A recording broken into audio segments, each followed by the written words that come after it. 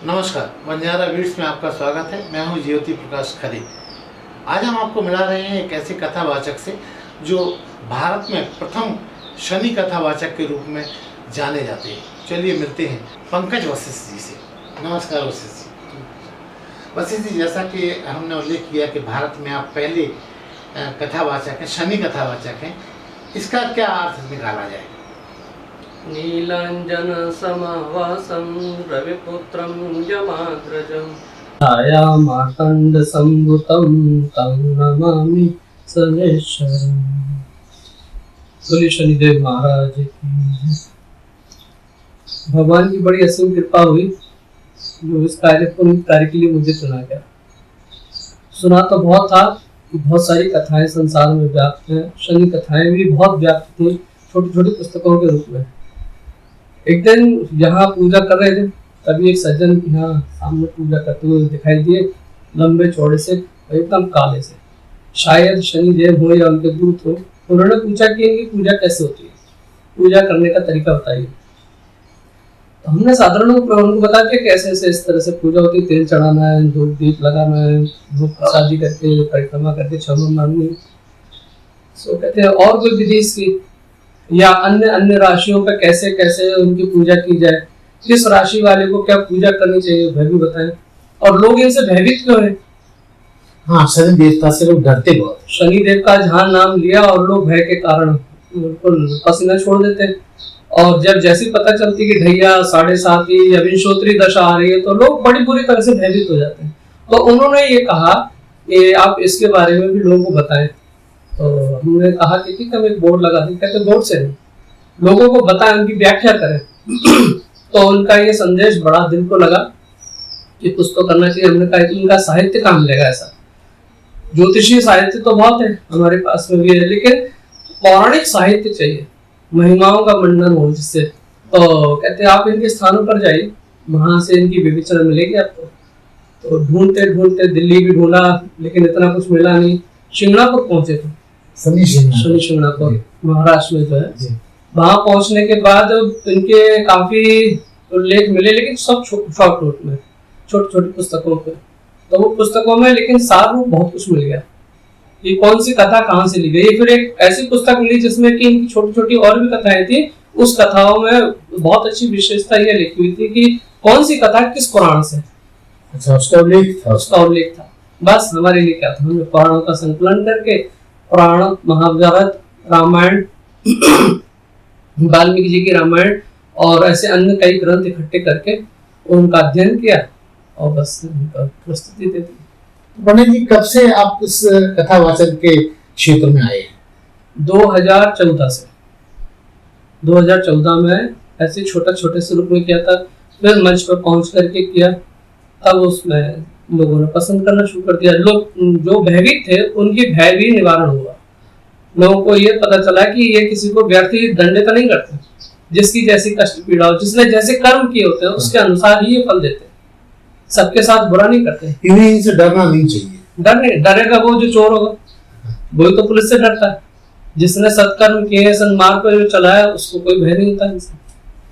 तो बने जी, आपने 2014 से, जैसे आपने बताया कि इस फील्ड में है, तो कहाँ आपने अपने कथावाचन किया है?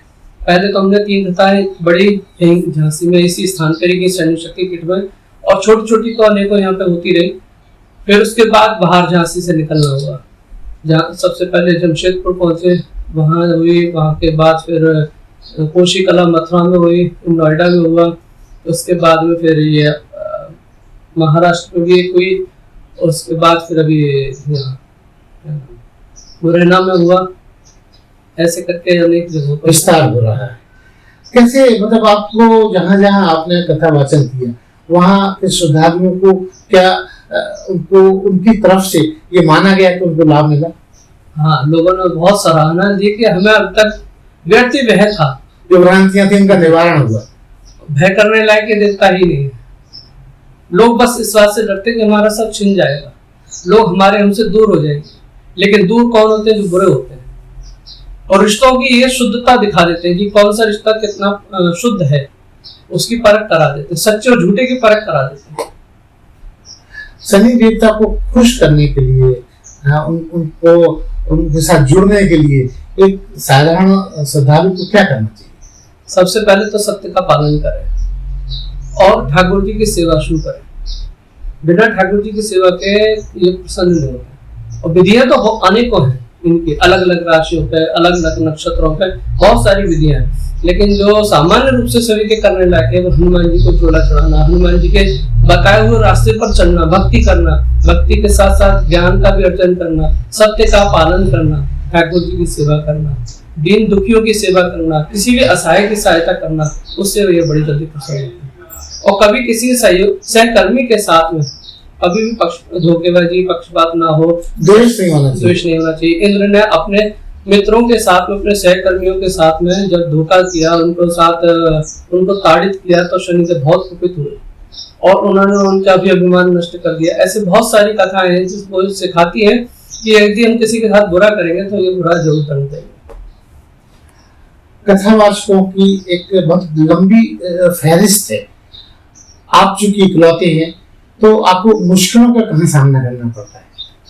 मुश्किलों का सामना बस यही शनिदेव से जो भय लोगों के बीच में है वो सामने जरूर आता है।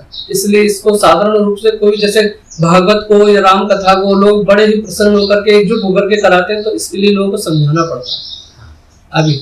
और क्योंकि लोगों के बीच में ये अभी उतनी जागृत नहीं है, जागृत नहीं, केवल जागृत है तो भय जागृत है, और भय से दूर करने के लिए थोड़ा समय तो लगेगा।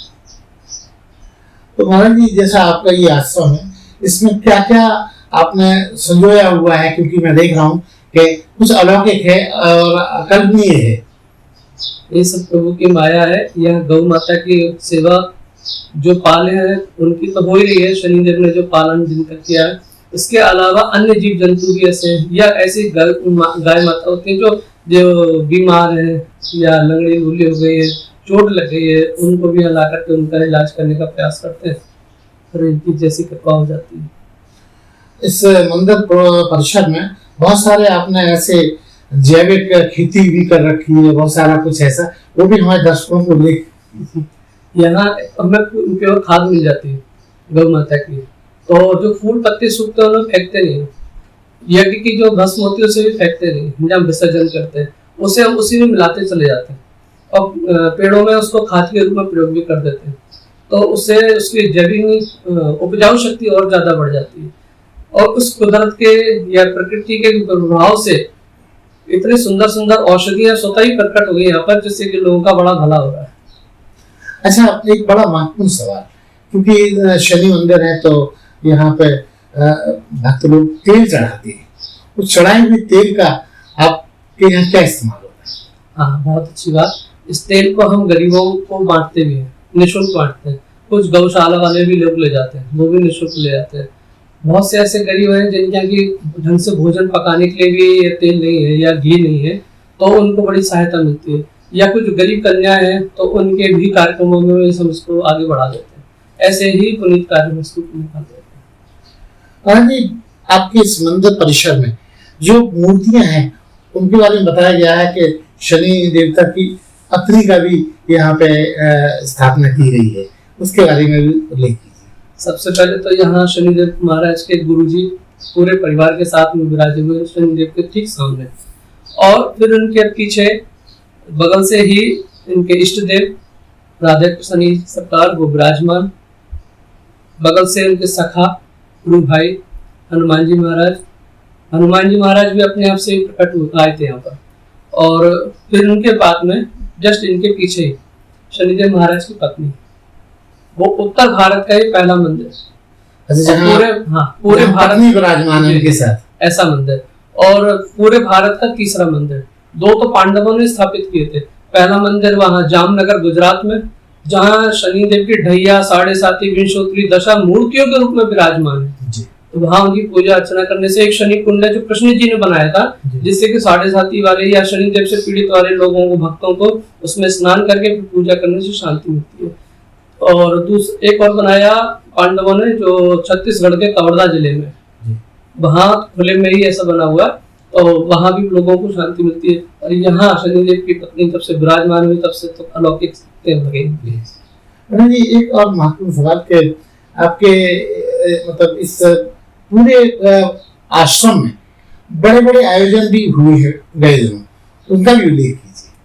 सबसे पहले 2011 में यहाँ भागवत हुई, जिसको डॉक्टर पंडित श्याम सुंदर पाराशर जी के श्रीमुख से वाचन किया गया था, और यज्ञ हुए थे यहाँ 21 कुंडीय। उसके साथ साथ यहाँ 32 अरब हस्तलिखित राम मंत्रों का संकलन आया था राजस्थान से। उनकी दिन रात परिक्रमा चलती थी इसके पीछे, तो वहाँ अच्छा खासा लोगों का एकत्रीकरण होता था, खूब लोग प्रसन्न होकर के दिन रात परिक्रमा लगाते थे, और यज्ञ भी चलता रहता था, प्रतिदिन भंडारा चलता था।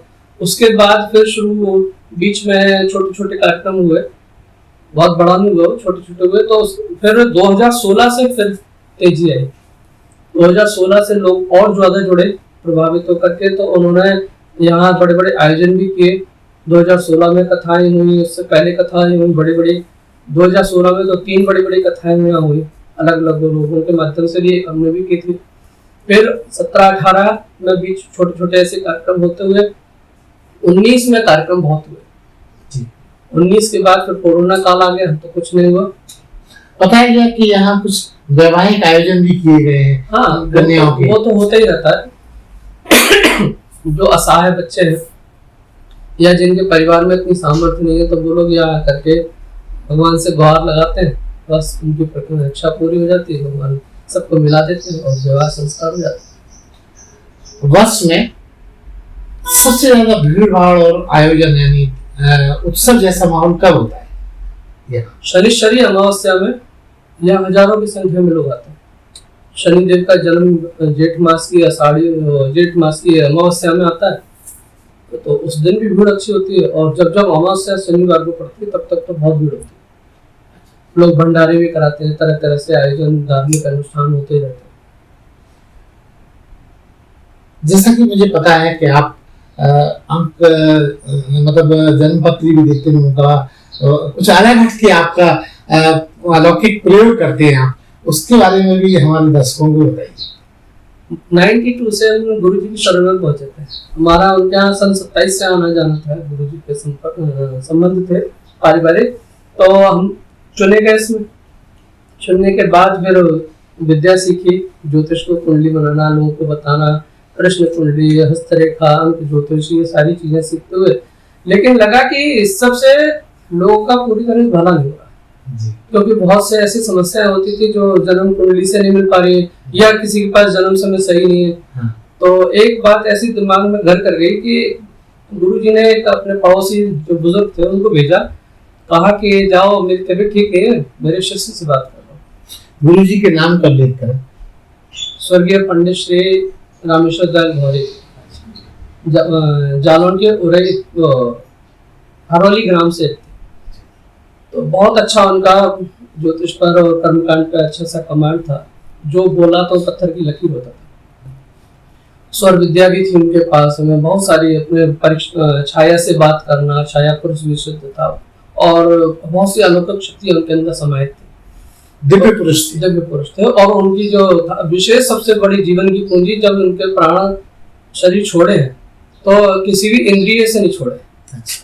कपाल से उनके सुषुम्ना धाम से प्राण निकले। और ब्रह्म मुहूर्त में सुबह 4 बजे बिल्कुल से उन्होंने छोड़ दिया था। 3 क्षेत्र या हुए, हल्का सा उसमें से रक्त बाहर आया, और बस पहुंच गए गोलोक धाम। अच्छा, फिर गुरु जी से तब प्रार्थना की कि कुछ विशेष होना चाहिए, तो उन्होंने एक दिन परीक्षा लेने के लिए, आपकी हमारे परीक्षा कि शिष्य की जिज्ञासा कैसी है, ये गुरु को जानने के लिए बहुत आवश्यक होता है। और शिष्य के अंदर की जिज्ञासा हो तब तो गुरु आगे बढ़ेंगे। तो उन्होंने जिज्ञासाएं देखी, तो फिर एक बार अपने पड़ोसी को भेजा कि जाओ उनसे बात कर लो। कुछ पीड़ा थी घरेलू उनकी, तो हमने उनसे तारीख मांगी जन्म की। कृष्ण कुंडली से पहले उनके बारे में बताया, लेकिन उससे हल नहीं निकल सकता था, क्योंकि हर समय बदलना ही है। तो ठोस आधार के लिए जन्म पत्री होना आवश्यक है। तो उन्होंने जन्म की तारीख, समय, वो जन्म की तारीख, महीना, सन बता दिया। समय जब पूछा तो उन्होंने कहा कि जिस समय ढोर बचेरू घर वापस लौटते। तो छोटी सी बात उम्र थी, तो उस समय उन्होंने भी हास प्रयास में कहती है कि दादा, आपके ढोर बचेरू क्या घड़ी पहन के जाते थे? उसका कोई समय थोड़ी है, जब उनका मन करेगा तो आ ही जाएंगे। कहते हैं हाँ बेटा बस इससे ज्यादा मुझे नहीं पता। मैंने कहा तो दादा हम आपकी सेवा नहीं कर पाएंगे, क्षमा करें। मैं अब उनसे बब्बा कहते थे गुरु जी से, तो बब्बा के पास ही जाइए आप, वो बताएंगे आपको जो भी कुछ करना होगा। तो वो तो चले गए निराश होकर, लेकिन उनकी आंखों में जो निराशा थी वो एकदम दिमाग को बुरी तरह से चुभ गई कि ये सब विद्या इतने साल हो गए सीखते हुए सब बेकार है, हम किसी की मदद ही नहीं कर पाए। फिर ज्योतिष का क्या महत्व रह गया जब सामने वाला ही प्रसन्न होके नहीं गया, संतुष्ट होके नहीं जाए। तो बस वो बात लगी। तो दूसरे दिन हम पहुंच कर गुरु से बोलते हैं कि गुरु जी मुझे अब जीवन से कुछ मजा नहीं आ रहा है। कहते क्यों, ऐसा क्या हुआ? हमने कहा अब आने वाले समय में कंप्यूटर पे कुंडली निकाल देगा, तो फिर ज्योतिष का क्या महत्व रह जाएगा। इसलिए ऐसा कुछ होना चाहिए जिसके पास अगर कुंडली नहीं है तो वो अपना निवारण कैसे जान सकता है, या जन्म समय गलत पता है, भूल गया है, तो उस स्थिति में हम कैसे उसकी सहायता कर सकते हैं। तो बोले कि वो इसकी विधियां तो है नष्ट कुंडली बनाने की, लेकिन बड़ी असाध्य है, तुम उतनी मेहनत नहीं कर पाओगे। मैंने कहा अगर आप योग्यता समझे तो बताइए कुछ। कहते पहले साधना करनी पड़ेगी। ठीक है, आप हमें बताएं साधना क्या करनी होगी। कहते अच्छा ऐसा करो, साधना छोड़ो, पहले हाथ से कुंडली बनती है वो देखो। तो हाथ की एक पुस्तक थी, तो उन्होंने बताया कि इससे निकाल लो। लेकिन वो 5 लोग अगर एक साथ बैठे हुए सबके साथ कॉमन हो जाएगी। जैसे प्रश्न कुंडली बनती है एक साथ सभी की एक सी आएगी, 5 लोग एक साथ बैठे हुए तो हम समस्या अलग अलग कैसे निकालेंगे। तो वही कुंडलियां भी अलग अलग नहीं निकल सकती, तो वो भी कुछ मेहनत, कुछ समय की मेहनत के बाद लगा, ये भी बेकार है। तो 3 साधन उन्होंने बताए, वो तीनों साधन ऐसे ही साधन निकले। तो उसमें अंतर मन बड़ा प्रसन्न नहीं हुआ। और जुड़वा बच्चे कैसे अलग अलग कुंडली बनेगी उनकी, तो वो भी बड़ा कठिन प्रश्न था। तो कई बार उन्होंने टालने की कोशिश की कि देखें इसके अंदर जिज्ञासा कितनी है। बोले कि तुम ऐसे नहीं नवांश कुंडली से करके देख लो, ऐसा करके देख लो। ऐसा गुरुदेव अगर अच्छी चीज हो तो बता दीजिए, नहीं तो मैं इस अध्याय को यही समाप्त कर दूं। तो कहते नहीं अच्छा तुम क्या जानना चाहते हो। मैंने कहा ऐसी कुंडली का 10 लोग बैठे तो 10 की में अलग ही अलग निकले। जुड़वा हो तो जुड़वा की भी अलग होती, क्योंकि जिंदगी सबकी अलग अलग है। मैंने कहा हमारा एक मित्र है, उसकी एक बहन और एक भाई, दोनों ही जो जुड़वा है। भाई बहुत लंबा है, बहन नाटिकत की। भाई बहुत पढ़ा हुआ है, बहन कम पढ़ पाई, उसका दिमाग भी उतना विकसित नहीं हुआ। तो जो एक साथ जुड़वा बच्चों का कैसे हो सकता है ऐसा। तो कहते बात तो बहुत गंभीर पूछी है तुमने, लेकिन तुम अब बताओ मेहनत कितनी कर सकते हो ना, आप जितनी करवा सके। कहते ठीक है तुम तैयार है ना, मैं एक दिन आता हूँ। तो रक्षाबंधन का दिन था, आए उस दिन मंगलवार 15 अगस्त। तो हम टीवी देख रहे थे, तो जब पता चला कि गुरुजी आए तो बड़ा एक हमारा आधा लीटर का गिलास, उससे भर के चाय पिया करते थे। उस समय हमारी चाय एक दिन में 5-6 लीटर हो जाती थी। सूखा कंगाल तंत्र शरीर। तो उन्होंने कहा कि बेटा राखी बंधवा लो। हाँ गुरुदेव हम आए। तो राखी बांधी, और राखी बांध करके हमने जैसे ही पर्स निकाला तो कहते नहीं ये सब नहीं चाहिए। तुम क्या कर रहे थे अंदर, जो बताओ। आप शर्म कि हम टीवी भी देख रहे हैं तो ये भी नहीं बोल सकते। हमने कहा अंदर थे चाय पी रहे थे। कहते वो चाय ले आओ। तो चाय लेकर के आए, कहते ये मुझे चाहिए। मेरा भी बना के लाते हैं दूसरी। कहते नहीं यही वाली चाहिए, तुम दान यही कर दो आज। बस इतनी सी बात। ये लीजिए, ये रखिए। कहते क्या कर सकते हो इसका। हमने कहा आप जो कहें। तो आज से तुम चाय नहीं पीना था, ठीक नहीं पिएंगे। तो कहते बस इसे नाली में फेंक दो। चाय फेंकी हमने कि इस गिलास का क्या करें। कहते इसको धो के अपने प्रयोग में ले लेना। ये तो गिलास गुरुदेव आप क्या दें, तो मैं इसको अब घर में नहीं रखूंगा। उससे त्याग तो कुछ पता चलेगा। कहते ठीक है तुम्हारी जो मर्जी। उस गिलास को हमने घर से हटा दिया, चाय छोड़ी। चाय छोड़ने के बाद फिर कई बार उन्होंने फिर परीक्षा ली कि चाय वास्तविकता में छूट रही है या नहीं छूट रही है। लेकिन वो फिर उसके जब जिस समय वो चाय का त्याग किया उसके बाद से फिर चाय आज तक फिर पी नहीं। उस बात से वो बहुत प्रसन्न हुए कि चाय चलो छोड़ दी।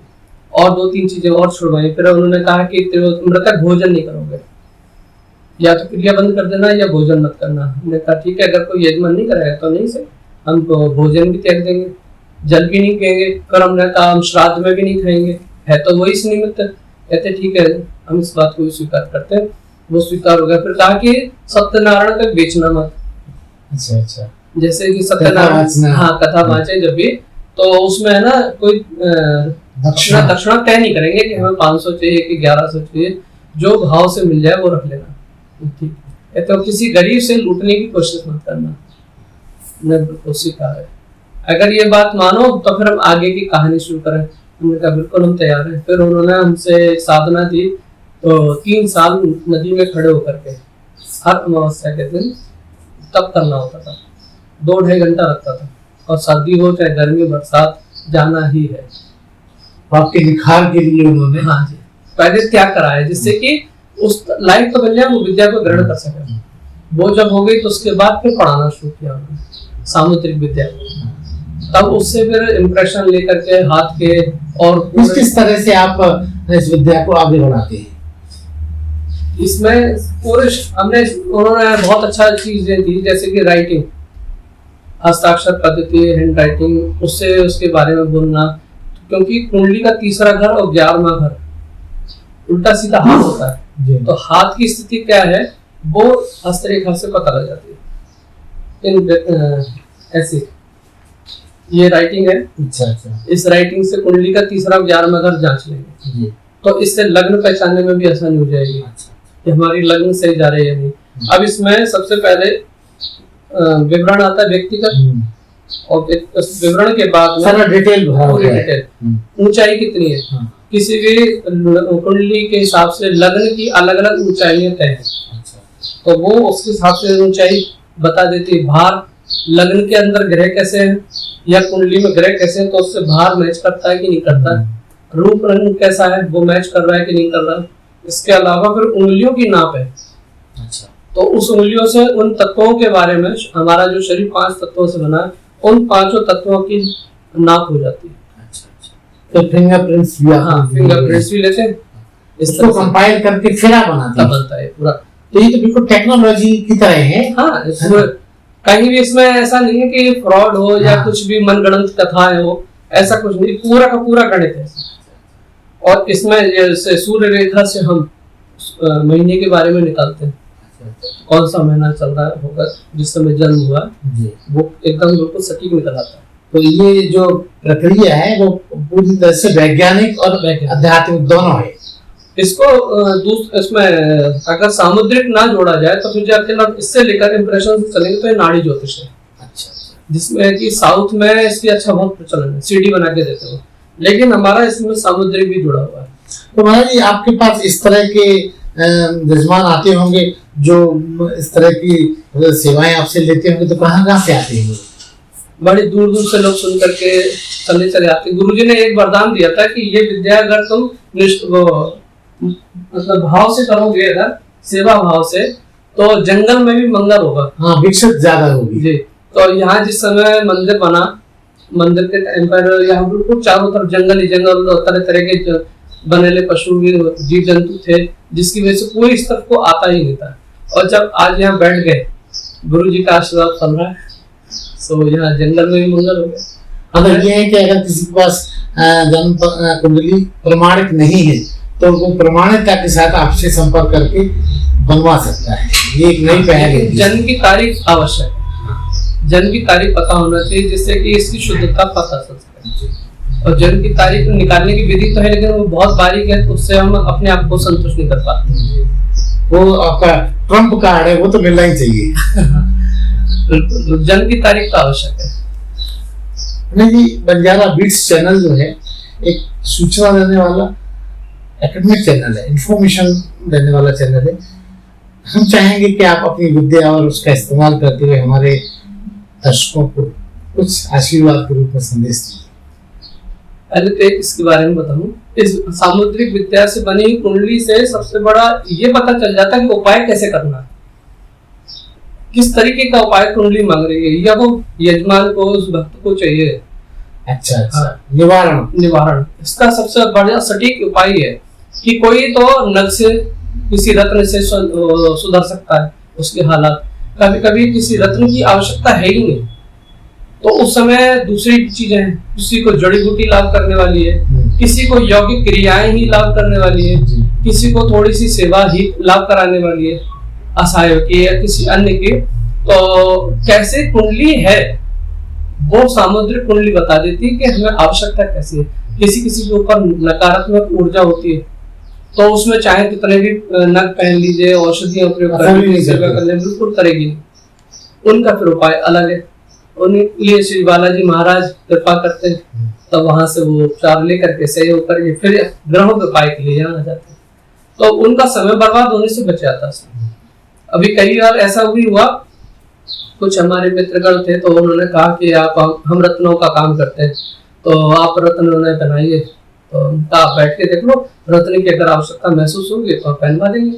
अब जब यजमानों को आते हुए देखा, यहाँ उस तरीके के लोग आते ही नहीं, जो भी आते हैं बड़े पीड़ित आते हैं। अब उनकी पीड़ा किस कारण से हुई, हम जब तक उसको सच्चे रूप में जान नहीं लेंगे तो हाँ, शोध नहीं करेंगे तो कैसे परिणाम देंगे। अब एक आया अहमद नाम का, उसका नाम पूरा याद नहीं रहा लेकिन अहमद लिखता था वो।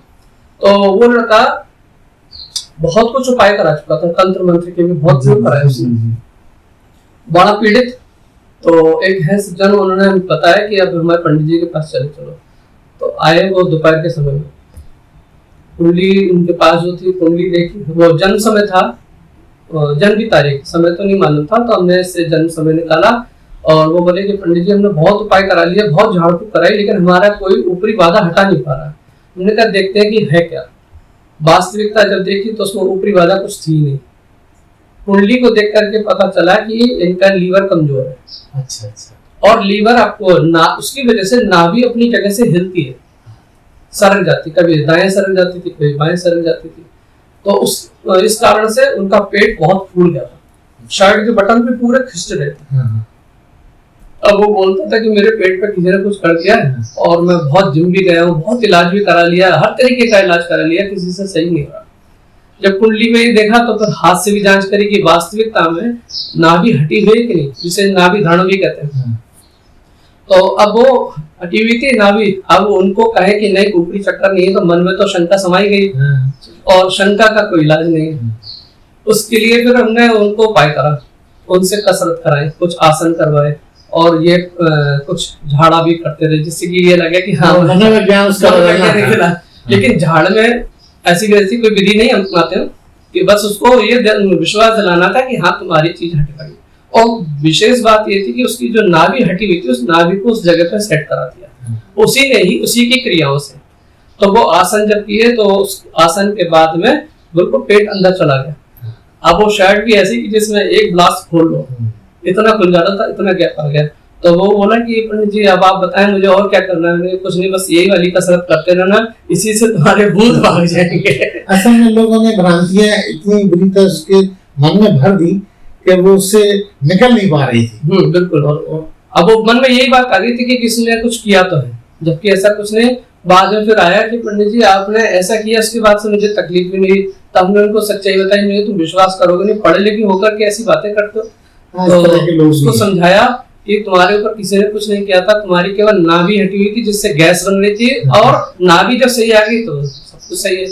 हाँ, उस दिन से मुझे कोई पीड़ा नहीं हुई। हमने कहा अब ये नाभि जिंदगी में कभी हटेगी नहीं इस शरीर को, क्योंकि ये जो प्रक्रिया हम बताते हैं उसमें हमें कुछ छूना नहीं है, कुछ करना नहीं है, सिर्फ एक कसरत होती है, वो कसरत करें, स्वयं करना है, बस स्वयं करना, और ज्यादा समय तक भी नहीं करना। 1-1.5 महीना लग के करने तो आजीवन वो कभी हटती नहीं।